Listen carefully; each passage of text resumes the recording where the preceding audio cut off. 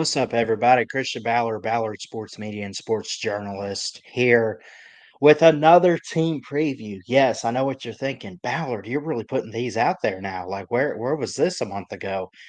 A month ago, I was slam packed, man, with work and everything, and I'm still working, but just happy to have this weekend and a couple days here or there where I've had some free time, and I don't know. Can I? It's Saturday, April 5th. We got the Final Four this weekend. Um, I want to watch those. Can I do at least two of these today? We'll see. We're at least going to do Arkansas for sure. But I'm not going by conference. But if you notice, like the last couple, I know I did Oregon last, but I've done a lot of SEC teams. I'm just trying to get all Power Four um, teams by the start of the football season, and I think we're on track to do that. I really do. I tried to do it last year. I said I was going to do it, and I failed miserably at getting all the teams, but either way, we're here. So we're going to look at Arkansas today. Do us a favor, hit that thumbs up, hit that subscribe button. You know what to do here at BSM. So Arkansas, what they did last year, okay year. Not so much in SEC play. They went 7-6 overall, but 3-5 in the SEC, losing actually some close games. Some were blowouts, like Ole Miss was 63-31. Really no defense at all for Arkansas last year. 34-10 to LSU, they lost. I will give them credit though. I say no defense. I don't know. It was a roller coaster for Sam Pittman's defense. It really was. Because, like, they gave up 63 to Ole Miss. They took a bye week, and then on November 16th, they play Texas at home. Ole Miss was at home, mind you, um, 20-10.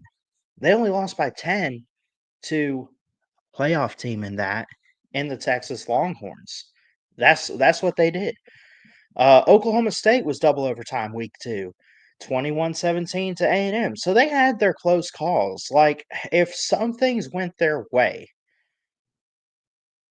they could easily have been 9-3, but the reality is they were 7-5 or 6-6, I should say, um, plus a bowl win to put them at 7 wins. They played in the Liberty Bowl in Memphis against Texas Tech, and they won pretty handily 39-26. That being said, I don't want to bore people because I know some people out there might not care too much about returning production and stuff.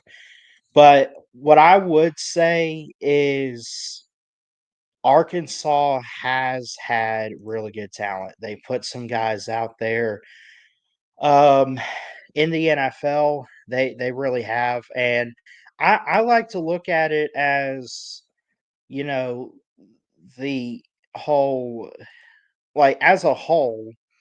Arkansas is a talented team. I would like to say that. I really would, but at the same time, it's like they don't show it on the field. Not that they're not talented, but they have the talent, but they're one of those teams that just I don't know what it is. They can never seem to find a way to go out and win like they need to. So yeah, Arkansas, you got to get it together, man. I'm not here to rip on them. I'm not here to tear them up. I love Arkansas. I love Sam Pittman. I've said that many, many times. He's a great coach. He loves to have a good win with the team, and then he's gonna go home drinking a cold beer, Like, I love Sam Pittman. Anyway, I don't wanna get into the roster and everything. I'm gonna be honest. I didn't really think to look it up this time. I mean, I got it pulled up in case anything pops out. But it's Arkansas's that team that you look at as a whole. You don't really look too far into individual players. The quarterback, and then that's pretty much it, right? And that's no disrespect or anything. It's just it's not in the category of Texas or Georgia or Alabama in the SEC. It's not in the world of Clemson. It's not in the world like they are bottom tier SEC. Is that a bad thing? Maybe, but it's not I'm not saying that to put them down, if you know what I mean. So, it's just the reality. Like, when you think SEC, you do think of teams like Arkansas, but you also think dominance, and when you think dominance, you don't think much about Arkansas. But they can be dominant in some games. Speaking of games, go ahead and pull this up. Let's do this layout, and I'll zoom in just a little bit so we can actually see the schedule here. Okay, so they do have their spring game coming up, and again, some of these teams, I think starting today, have their spring games locked in. We won't know anything about certain teams until we see highlights of their spring games. I think Arkansas is one of them. But we won't know who's gonna be tier 1 starting, type of playmakers and everything, until we see it happen. But you get into the regular season starting August 30th, on Saturday, August 30th, Alabama A&M, Arkansas State. I think those should be no problem, but we'll see. Uh, Arkansas State in-state rivalry there, kind of. I don't know if they necessarily play every single year, but, uh, which really they don't.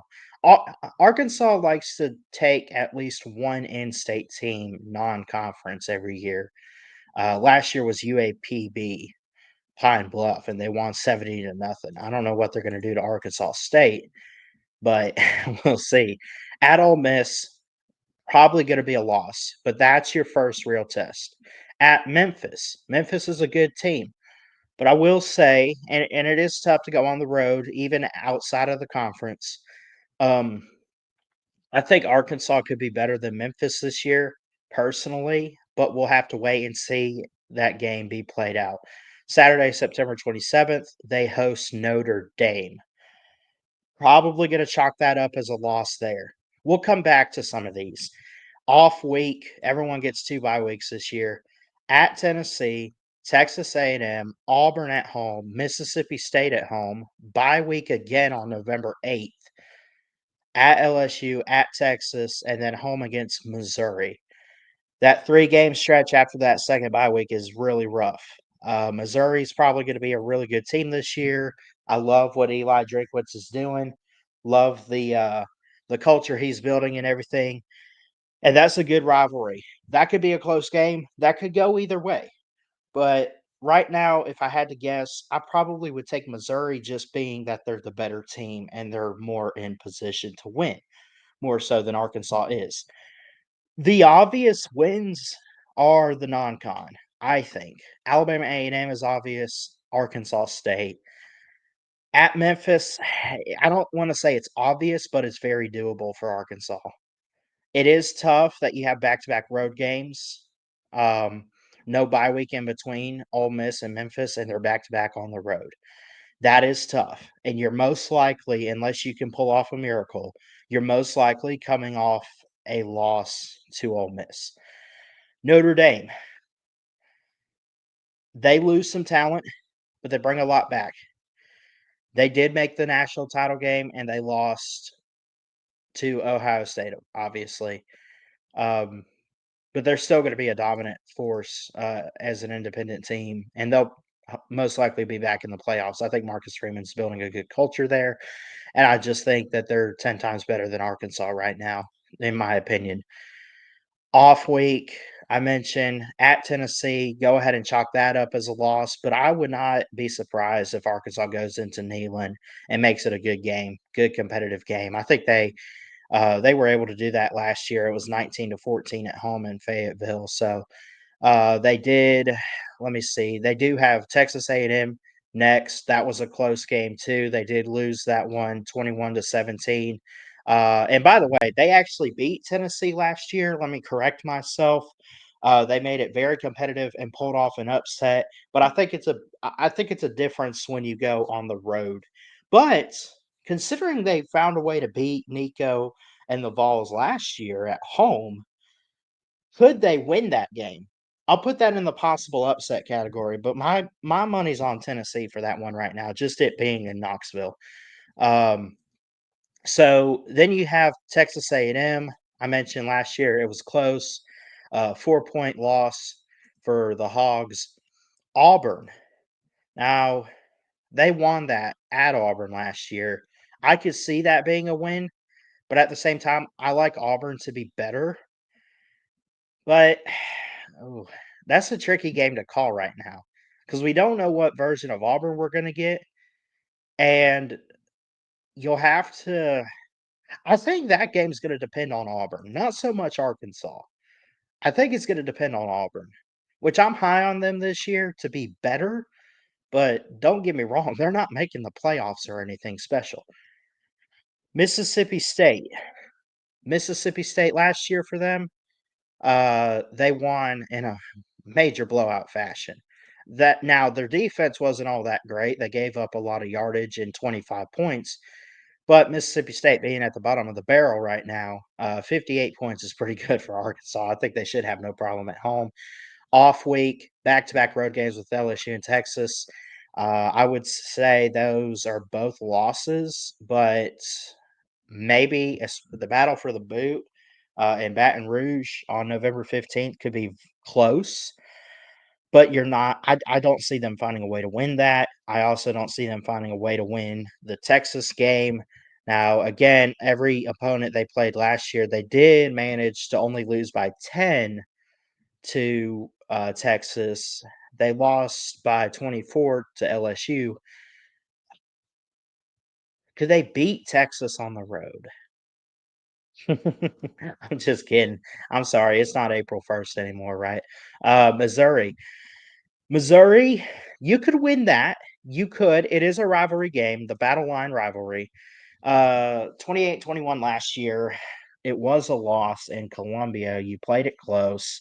I thought they finished well last year. I think they bring enough back to where it could catapult them, but it is a rough schedule considering 9 times out of 10 the team you play each week is probably gonna just be a better team. Um, Missouri, it could go either way. It's kind of a toss up. I I don't know.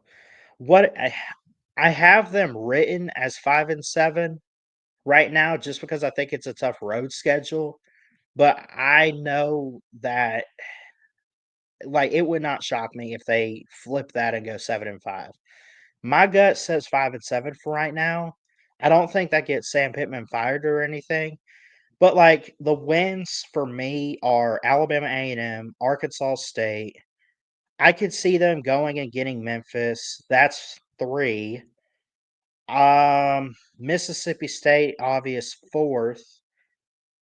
And, hmm, I think they could beat Auburn. Auburn's gonna be good, and it's gonna be close, but I think they could get Auburn. Those are your 5 wins. 6 if you could come away with Texas A&M, but I'm pretty sold on teams like that. Now, if you had a group of 5 team instead of Notre Dame here on September 27th, which it's great to see games like that on the schedule for Arkansas, maybe you're at 6 wins. I just this is a tough road schedule, and having a non-con opponent kinda holds you back, when you have one like Notre Dame on the schedule in the SEC, so or if you're a team like Arkansas in the SEC at least, but again, 2025 schedule preview, I go 5 and 7 right now for Arkansas. I'm probably gonna eat my words. I hope I'm not called too crazy for this, but I look, the talent's there. It's really, really good.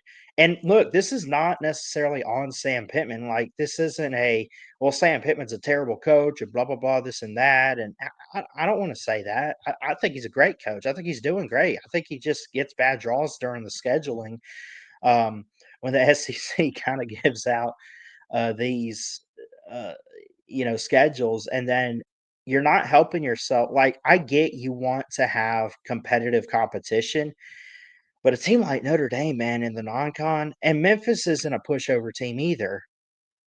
Now, I got you winning there, but you know, that's tough. You could lose that Memphis game if you overlook them for Notre Dame. Notice the bye week's not till after Notre Dame. That's bad timing. Now you do have to go to Tennessee after the bye week, so I guess it is okay timing for that. But this stretch of games, Ole Miss on the road, Memphis on the road, and Notre Dame. Are you looking at them going 0-3 there, or at least 1-3 if they beat Memphis, or 1-2 if they beat Memphis, I should say, 1-2? Ole Miss is gonna be tough on the road. Notre Dame, I don't care where that game is. Notre Dame was the national runner-up. Now they lose talent, but I think Marcus Freeman is building a great culture that can catapult the Arkansas Re the Notre Dame Fighting Irish, I should say, um, to really just have continued success. Now, success, as Nick Saban once said, is not a continuum. You gotta keep working at it. But I think that's what Notre Dame is doing. So, anyway, 5-7 is my call. 6-6 would not surprise me. 7-5 wouldn't surprise me. I would say it's between 5-7 and 7-5. I don't see 8-4. Maybe, but it's this is on you, Arkansas. This is on the Hogs right now, man. Y'all got to go out there and show them what's up. Y'all got to go out there and give it everything you got and show why you belong um, on a big stage. So, anyway, that's going to do it for this preview video. If you like it, hit that thumbs up, hit that subscribe button. Love and appreciate all of you. Jesus loves you. God bless. And we'll see you next time here at BSM.